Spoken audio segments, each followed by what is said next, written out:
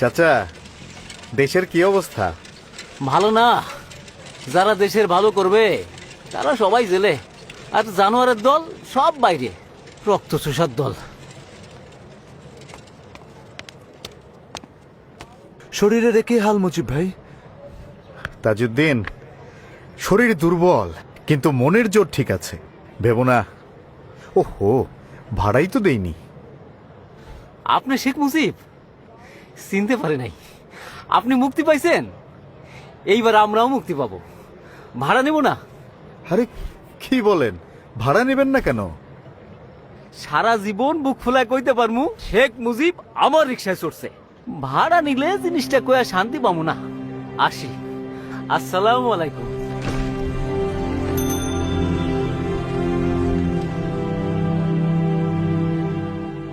আমাদের সভাপতি মাওলানা ভাসানী, সাধারণ সম্পাদক শামসুল হক সহ অনেকেই জেলে। এই দুর্দিনে মুজিব ভাইকে আমরা ভারপ্রাপ্ত সাধারণ সম্পাদকের দায়িত্ব দিতে চাই। আলো এসে গেছে।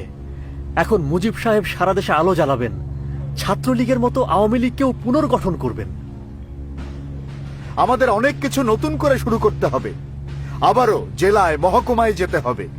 দলের যেসব নেতাকর্মী গ্রেফতার হয়েছেন তাদের পরিবারের পাশে দাঁড়াতে হবে। এজন্য আপনাদের সমর্থন চাই।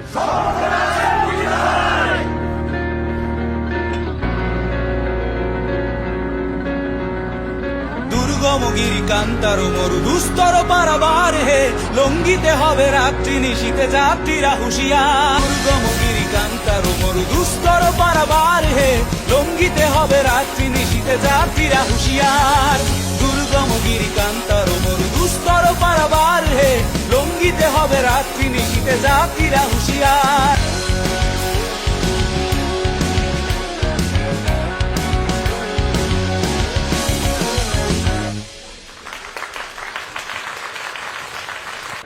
আওয়ামী লীগ এখন পাকিস্তানের সবচেয়ে বড় দল। সামনে নির্বাচন, তাই মাওলানা ভাসানী সভাপতি থাকবেন, আর সাধারণ সম্পাদক আপনারাই তো বলে দিলেন, তাহলে আমিও বলি, শেখ মুজিবুর রহমান আওয়ামী লীগের সাধারণ সম্পাদক। সাথে আমি বলি, আওয়ামী লীগকে অসাম্প্রদায়িক দল করতে হবে। সব ধর্মের মানুষের জন্য দুয়ার খুলে দিতে হবে। আমরা ঢাকায় রাজধানী চাই, আর্মির হেডকোয়ার্টার চাই, সেন্ট্রাল ব্যাংকের হেড অফিস চাই, রাষ্ট্রভাষা বাংলা চাই।